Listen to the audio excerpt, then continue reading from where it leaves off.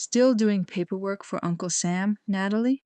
My brother Mason asked it loud enough for 3 tables to hear. He wasn't really asking.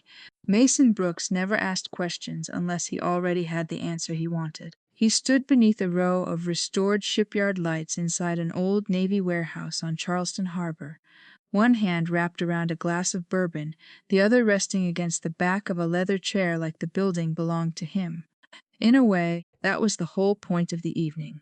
Our family company, Brooks Harbor Development, was one of the biggest sponsors of the Harbor Legacy Benefit, a black tie fundraiser promising affordable housing for veterans along the South Carolina coast. Mason had spent the last month telling everyone it was his idea.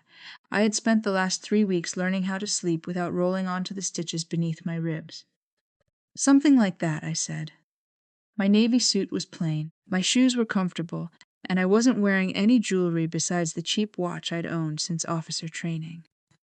Standing beside women in designer gowns and men comparing country club memberships, I looked exactly like what my family believed I was, the daughter who had disappeared into a safe government job and never amounted to much. Mason smiled.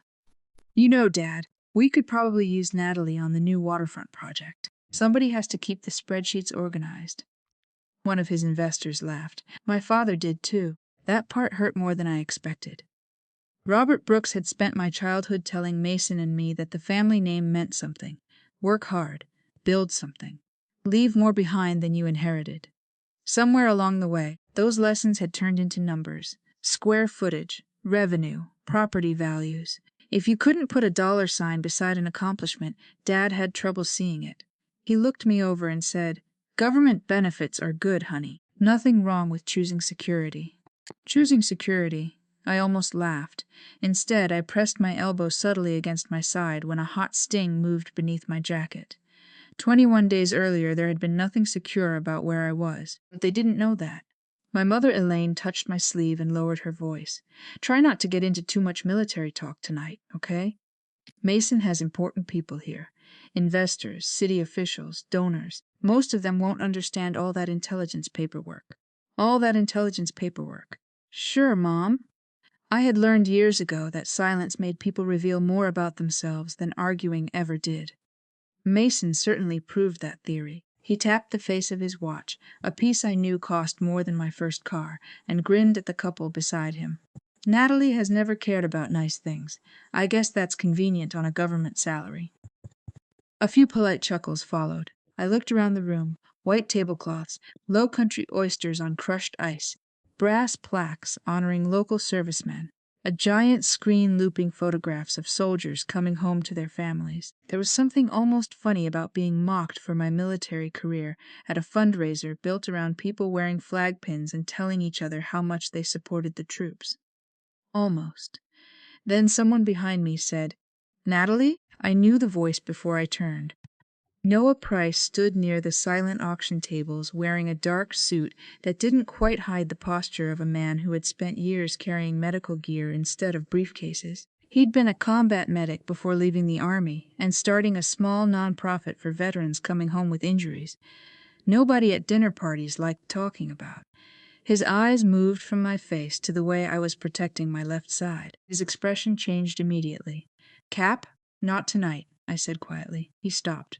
Mason glanced over. "Friend from the office?" Noah looked at him for a long second. "You could say that." There was something in his voice Mason didn't catch. I did.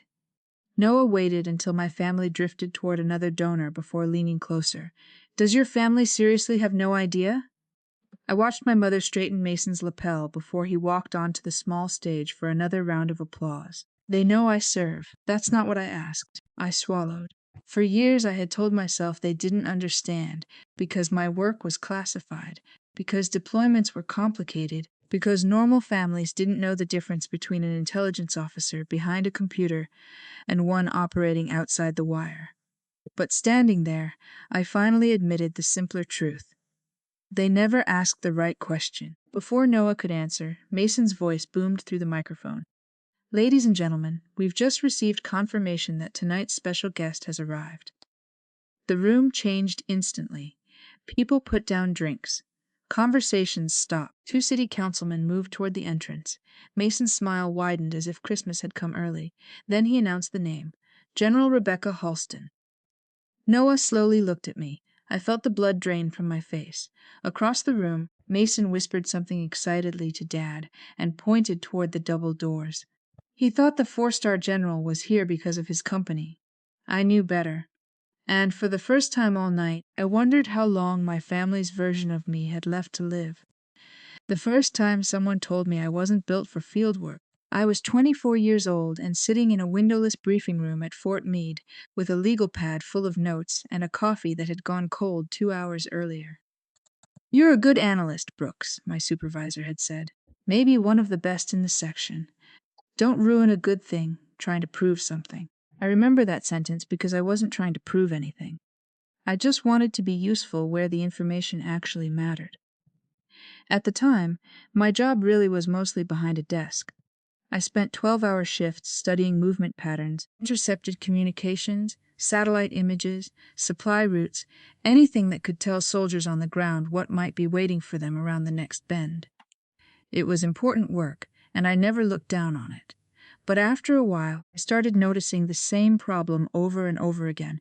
People in air-conditioned rooms could understand a map perfectly and still misunderstand the ground, so I started training. Not because anyone told me to. Before work, I ran. After work, I studied tactical medicine. I spent weekends doing field exercises, while most of my friends were at football games or backyard cookouts. I learned enough Arabic to catch changes in tone during an interrogation. I learned how to read terrain without a screen, how to keep a radio alive when everything electronic around you stopped cooperating, how to stop bleeding with one hand when the other one was busy. There was nothing glamorous about it. Most of it was sweat, bad coffee, bruises, and being the only woman in a room full of men waiting to see if I would quit. I didn't. Eventually, people stopped asking whether I belonged there.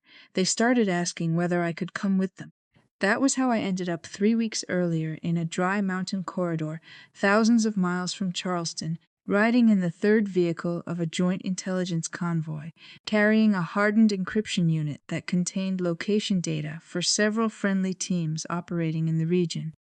It was supposed to be a controlled movement. Then the first vehicle disappeared in a blast of dirt and smoke. Everything after that happened fast. The shock wave hit us hard enough to rattle my teeth. Gunfire came down from the ridge almost immediately. Somebody yelled that communications were down. Our vehicle stopped crooked against a drainage wall, and when I looked through the dust, I saw Sergeant Luis Ortega lying 20 feet away, trying to drag himself with one arm. I didn't think. I moved. That sounds brave when people tell the story afterward. It didn't feel brave at the time. It felt like seeing someone you knew lying in the open and knowing that if you waited for fear to go away, he would die. I got Ortega behind cover. Then I heard the interpreter shouting from the damaged lead vehicle. So I went back. That was when something tore through my left side. Not a bullet. A piece of metal from the vehicle, jagged and hot, punched beneath the edge of my body armor and dropped me to one knee. For a second, the whole world narrowed to one thought. Oh, that's bad. I wish I had something more heroic to tell you. I didn't. I remember pressing my hand against my side and seeing blood between my fingers. I remember thinking my mother would be furious if I bled on the sweater she'd mailed me for Christmas. Then training took over. Pressure on the wound. Breathe. Move. The encryption unit was still inside the disabled vehicle. If the wrong people got it, several teams could be compromised. So I crawled back, disconnected it, shoved it into a field pack, and helped our interpreter out through the opposite side. By the time we reached cover, I was dizzy enough that Ortega grabbed my vest and said, "Mom, you're bleeding bad." "I'm aware," I told him. For some reason, he laughed. Maybe that was how scared we both were. Our primary radio was gone, so I used a backup receiver, climbed high enough along the rock line to get a broken signal, and started relaying coordinates to a quick reaction team. We held that position until help reached us. Later, at the field hospital, the surgeon told me I was lucky. I remember thinking luck was a strange word for getting metal pulled out of your body.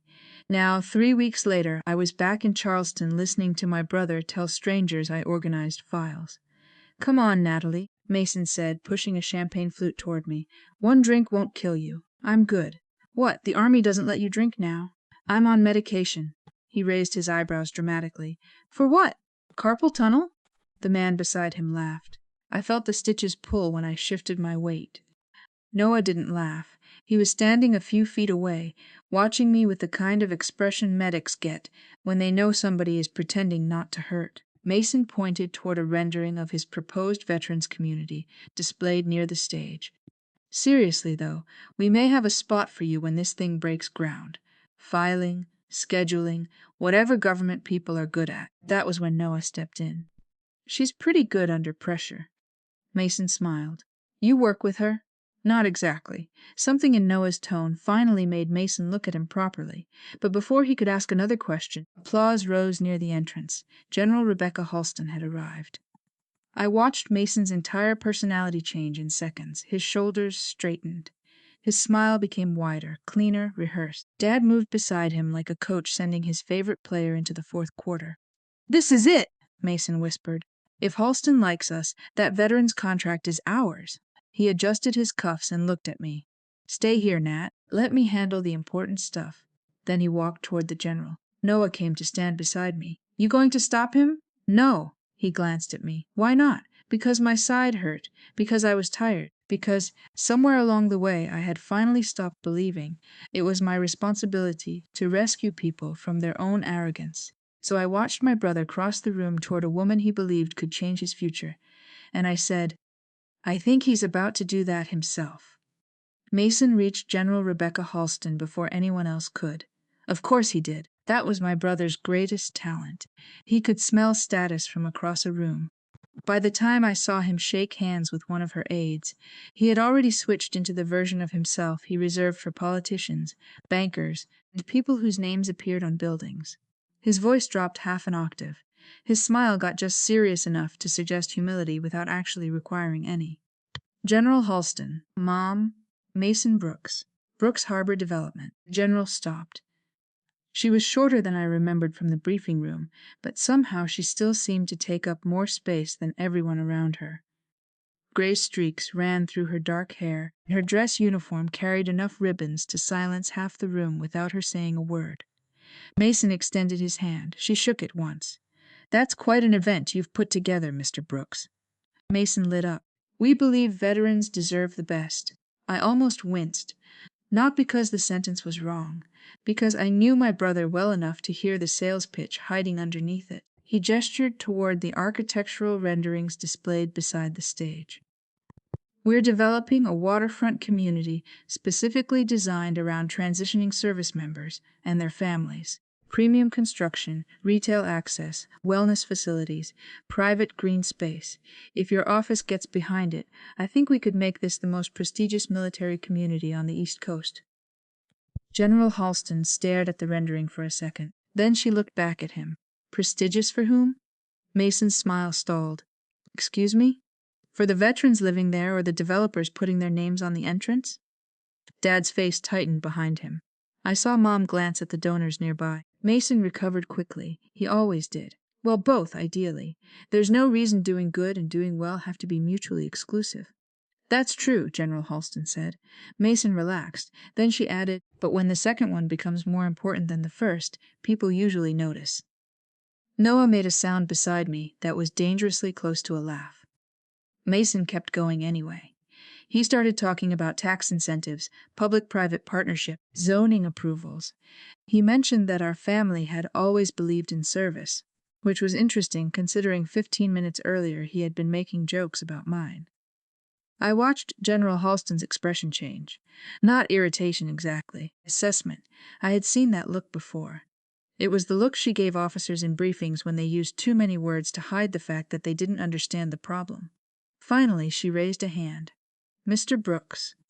Mason stopped. I'm not here tonight to discuss development proposals. His face dropped, only slightly, but I saw it. Oh, of course, absolutely. I just assumed because the foundation. I'm here to see someone. Mason glanced around eagerly. A donor? No, a city official? No. The general's eyes moved past him, toward me. I'm here to see one of the finest young intelligence officers I've had the privilege of reviewing in 28 years of command. For one stupid second, my heart started pounding harder than it had under gunfire. Mason followed her line of sight. He saw me, and then he actually laughed. Not loudly, just a confused little breath, like his brain had been presented with information it refused to process. General Halston walked toward me. Mason stepped after her. Dad and Mom followed. The room began to notice. People moved aside as she crossed the floor, and suddenly there was a clear line between us, like somebody had cut a path through the crowd. I wanted to disappear. That might sound strange. People assume that when you've spent years being underestimated, there's some secret part of you waiting for the big reveal, waiting for everybody to finally see how wrong they were. But standing there, I didn't feel victorious. I felt tired. I had never wanted my family humiliated. I had wanted them interested. There's a difference. General Halston stopped 3 feet in front of me. Her expression changed. The professional steel softened just a little. Then she brought her heels together and raised her hand. The salute was sharp enough to stop the entire room. My body responded before my mind did. I straightened. Pain tore through my side. I saluted back. "Captain Natalie Brooks," General Halston said clearly. Somewhere behind her, someone dropped a fork. Mason stared at me. Dad looked like he had forgotten how to breathe. Mom's lips parted, but nothing came out. Mason finally found his voice. "I'm sorry, Captain?" General Halston lowered her hand. "Yes." He looked at me, then back at her. "I think there's some confusion. Natalie works intelligence support. She mostly does analysis, administrative stuff." I felt Noah tense beside me. General Halston turned toward Mason so slowly that I almost felt bad for him. Almost. "Your sister," she said, "is a field intelligence officer." Mason blinked. "She has led intelligence operations in hostile environments, coordinated joint teams under fire, and maintained mission command after sustaining a combat injury." He opened his mouth. She didn't let him speak. 3 weeks ago, Captain Brooks was part of a joint movement through a contested mountain corridor when the convoy was struck by an improvised explosive device and engaged from elevated positions. The ballroom had gone so quiet I could hear ice settling inside a glass somewhere near the bar. General Halston continued. "A communications specialist was wounded in the open. Captain Brooks left cover and brought him back." Mason looked at me. The smirk was gone now. So was the color in his face. She returned to the disabled vehicle after learning an interpreter was trapped inside. During that movement, she was struck by fragmentation below her body armor. Mom's hand flew to her mouth. Dad looked down at my jacket. I suddenly became aware of how tightly I was holding my side. General Halston's voice never changed. She recovered a classified encryption unit containing location data for multiple friendly teams, extracted the interpreter, established emergency communications, and continued directing the response while losing blood. Mason whispered, "Natalie." I didn't look at him. Noah spoke from beside me. I met Sergeant Ortega after he came stateside. Everyone turned toward him. Noah nodded toward me. He told me the only reason he made it behind cover was because she came out and got him.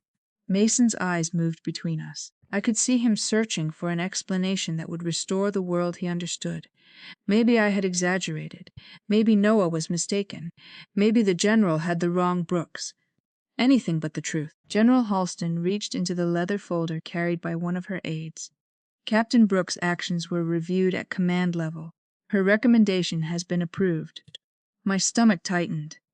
I knew what was coming. My family didn't. "She will formally receive the Silver Star at Fort Liberty next month."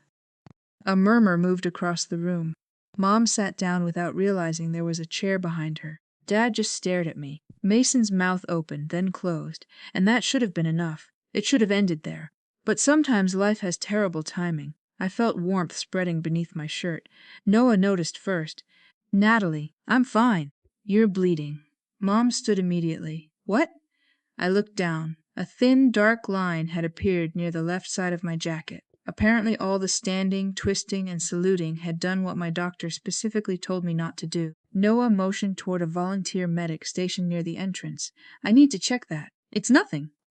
General Halston raised an eyebrow. "Captain, I knew that tone. Mom, let him." So, in front of the same family who had spent the evening joking about my easy desk job, I opened my jacket enough for Noah to inspect the dressing underneath. My mother made a choking sound. The white gauze was stained red. Not dramatically, not movie blood, Just enough. Enough to make it real. Mason stared at it like he had never seen an injury before. Dad's face changed in a way I had never seen. For the first time that night, nobody looked at my shoes. Nobody looked at Mason's watch. Nobody cared who had the bigger company or the better table. My mother whispered, "Why didn't you tell us?" And there it was. The question that made something inside me finally break loose. Not anger, not revenge, just exhaustion. I looked at all three of them. "I told you I served." Dad's eyes dropped. I continued. "I told you I deployed. I told you some weeks were difficult.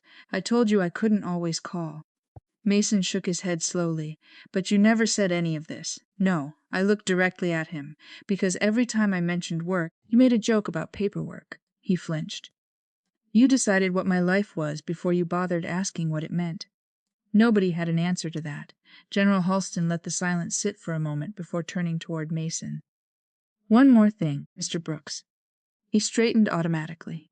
She nodded toward the Veterans Housing display. "Projects like yours are evaluated on more than square footage and return projections. We look at community partnerships, veteran involvement, long-term support, and whether the people leading them understand the population they claim to serve." Mason swallowed. "General, I can explain." "I'm sure you can." Her voice remained calm. "That's the problem. You've done quite a bit of explaining tonight." A few people nearby looked away to hide their expressions. She continued, "I suggest you spend some time listening before your next proposal."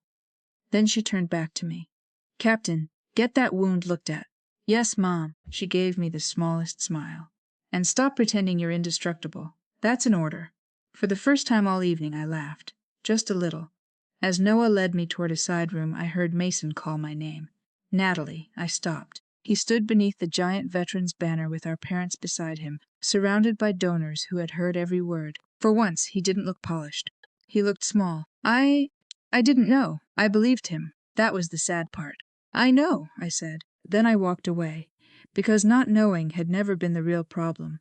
Never caring enough to find out was. By 8 the next morning, the video had already made its way across Charleston. Someone had clipped the moment General Halston saluted me and posted it from the Harbor Legacy livestream.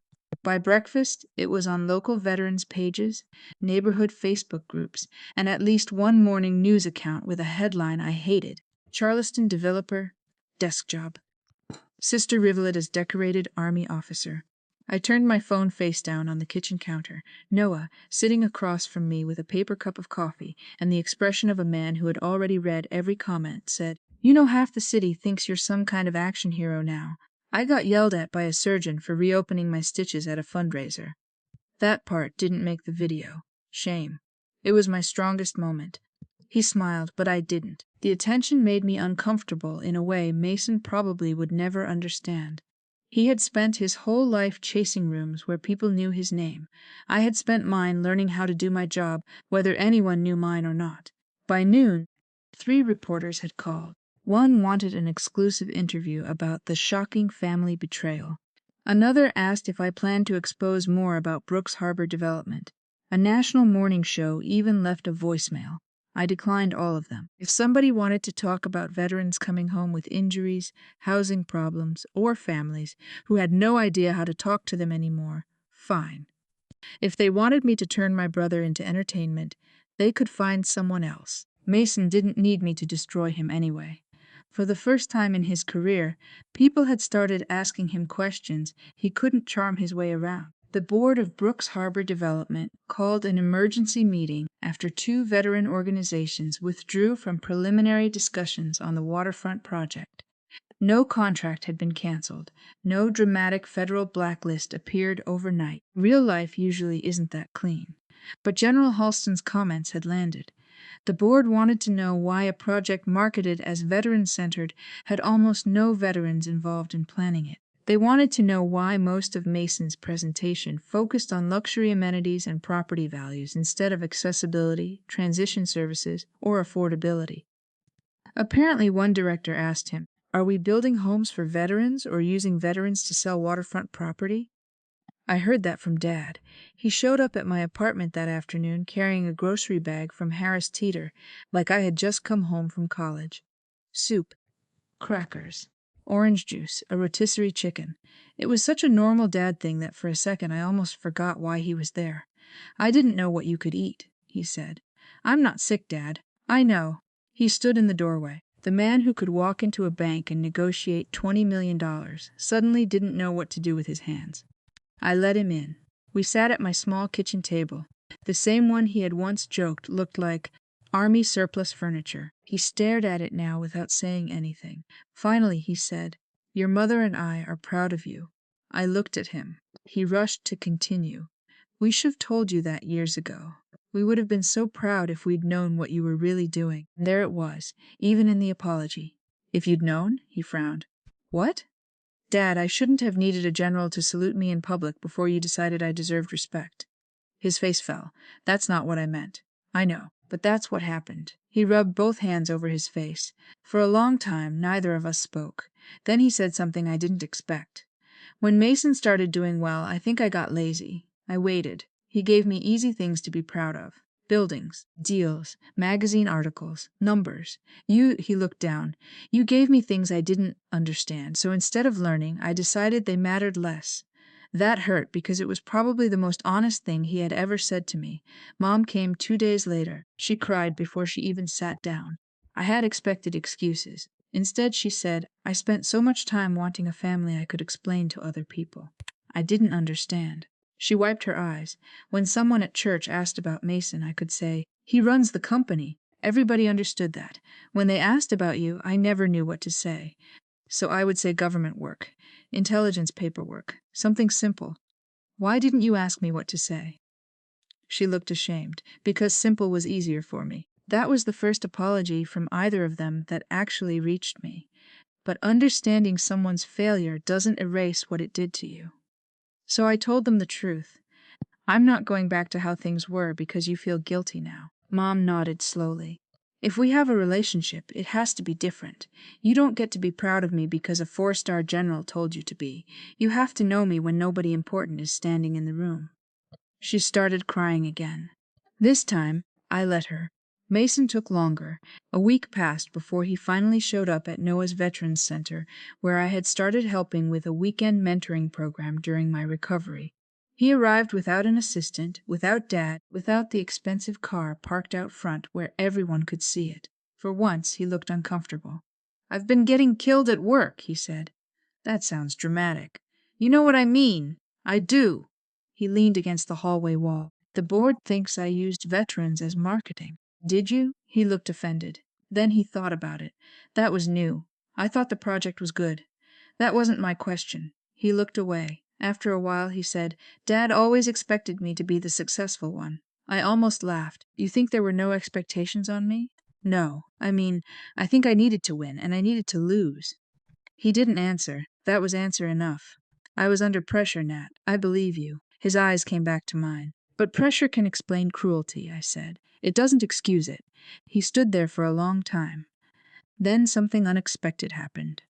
A young former specialist named Kayla Jennings came out of the counseling room beside us. She had been struggling to find work since leaving the Army, and had spent most of the morning convinced that her 4 years in uniform meant nothing to civilian employers. She recognized Mason from the Gala video. I braced myself. Instead, she looked him straight in the eye and said, "Your sister helped me rewrite my resume this morning." Mason glanced at me. Kayla continued, "I thought all I had was Army stuff. She showed me I'd been managing people, inventory, emergency plans, all kinds of things companies pay for." Mason said quietly, "She's good at that." Kayla smiled. "Yeah, she is." Then she walked away. Mason watched her go. Something about that tiny exchange seemed to hit him harder than General Halston's speech had, because there was no medal, no uniform, no crowd, no powerful person telling him I mattered. Just one woman who had walked into a veterans center believing she had nothing to offer and walked out standing a little straighter. Mason looked at me. "I think I'm starting to understand." I nodded toward the counseling room. "Then start there." He frowned. "What do you mean?" "Listen. For once in his life, my brother did. 3 months later, I stood on a parade field at Fort Liberty, wearing my dress uniform for the first time since the mission. My side had healed enough that I could breathe deeply without feeling the old pull beneath my ribs. The scar was still there. So was the memory of that mountain road, the smoke, Ortega's hand gripping my vest, the interpreter shouting from inside the wrecked vehicle.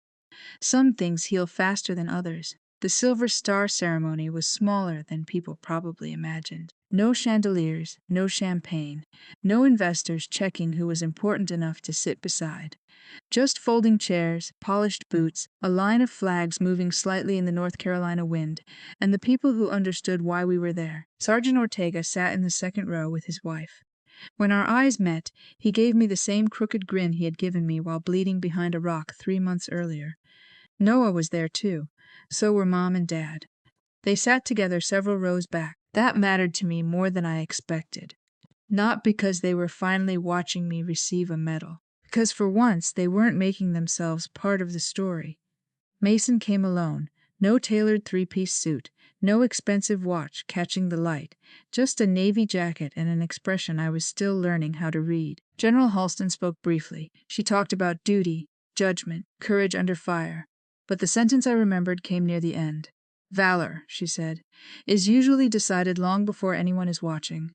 That stayed with me. When she pinned the silver star to my uniform, people stood and applauded. I should probably tell you I felt proud. I did, but I also felt something quieter, relief, not because the medal proved my family wrong. That part didn't matter nearly as much anymore.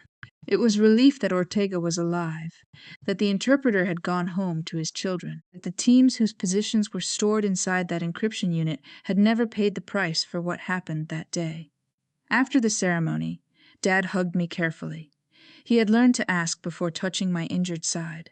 Small thing, big difference. Mom didn't say, "I'm proud of you," right away. Instead, she asked, "Are you doing okay with all of this?" That question nearly got me, because it wasn't about the medal. It was about me. "I'm getting there," I said. She nodded. "So are we." They left us alone after that. Mason stayed. For a few minutes we stood beside the parking lot watching families take pictures. He shoved his hands into his pockets. I started attending the Veterans Advisory meetings. I heard, they hate most of my original project. I laughed. That sounds healthy. He smiled. Turns out disabled veterans care more about accessible bathrooms and public transportation than rooftop cocktail lounges. Shocking. Yeah. His smile disappeared. Then he looked at me. I spent my whole life trying to look important. I said nothing. You were doing important things when nobody was looking. There had been a time when hearing that from him would have felt like winning. Now it just felt sad. Not bad. Just late. I looked at the families around us, then learned from it. He nodded. "I'm trying. Don't start with me." He frowned. I pointed toward a young private walking across the field with his mother. "Start noticing people before somebody powerful tells you they matter." Mason looked at him, then back at me. Fair enough. That evening I drove back to Charleston. The medal came home in a small presentation box. Mom had already offered to have a display case made. Dad suggested putting it somewhere people could see it. I didn't. I placed it inside a wooden box in my bedroom, beside a photograph of my team, Ortega's unit patch, and the cracked emergency radio we had used on the mountain. A week later, one of the young women from Noah's mentoring program saw the box when she stopped by to return a book. Her name was Erin, 22, Army ROTC. Smart, nervous, always convinced everyone else belonged more than she did. She stared at the medal. "You keep that in a box?" "Most days. If I had that, I'd put it in the middle of my living room." I smiled. "You might." She looked embarrassed. "I didn't mean. I know. I picked up the medal. It represents one day, one pretty big day." That's true. I placed it back, but nobody saw the thousands of small choices before it. Getting up when I wanted to quit, studying when nobody cared, training when nobody thought I needed to, showing up for people when there was nothing in it for me. Erin was quiet. That's what made the day possible. She looked at the box again. "So the medal isn't the point?" "No, what is?" I thought about Mason's watch, Dad's business deals, Mom trying to explain her children at church, General Halston's salute, and all those years when I had secretly wanted my family to look at me and say, "We see you. The point is knowing who you are before anybody claps." A few mornings later, Noah and I walked along Charleston Harbor before the city fully woke up. Fishing boats moved slowly through the water. A man in a Clemson sweatshirt jogged past us with an old golden retriever that looked less enthusiastic about exercise than he did. Noah handed me coffee. So, he said, you finally prove everybody wrong? I looked out across the water. Months earlier, I would have said yes. Maybe I would have enjoyed saying it. But that wasn't what had happened. Mason could apologize. My parents could change. A 4-star general could salute me. The army could pin a medal on my chest. None of those things could create my worth. They could only recognize something that had already been there. No, I said. Noah looked over. I smiled. I finally stopped needing to. And that, more than the silver star, felt like freedom. What Natalie's story reminds us is that our worth is not created by the people who recognize it, and it is not erased by the people who refuse to see it. Many of us spend years trying to earn respect from family members, co-workers, or communities that have already decided who we are. We work harder, stay quieter, swallow hurt, and hope that one day some achievement will finally make them look at us differently. But there comes a point when silence stops being patience and starts becoming permission for unhealthy patterns to continue. Standing up for yourself does not always mean shouting back or getting even. Sometimes it means setting a boundary, telling the truth calmly, and walking away from relationships that only value you when you are useful, impressive, or easy to explain. There is an old saying that actions speak louder than words, and Natalie's life proves exactly that. Her courage existed long before a general saluted her, just as your value exists before anyone gives you a title, a promotion, an apology, or applause. At the same time, this story asks us to look honestly at how we judge others. How many quiet people have we underestimated simply because their struggles were invisible to us? How often have we mistaken money, confidence, or status for character? Real fairness begins when we learn to listen before we judge and respect people, before someone powerful tells us they deserve it. If this story made you think about someone in your own life, or perhaps about a time when you had to rediscover your own worth, share your thoughts in the comments. If you enjoyed the story, please leave a like and subscribe so you don't miss more powerful stories about dignity, courage, justice, and second chances. And wherever life finds you today, I hope you carry a little more peace in your heart, a little more faith in yourself, and the quiet confidence to remember that you never needed anyone else's permission to matter.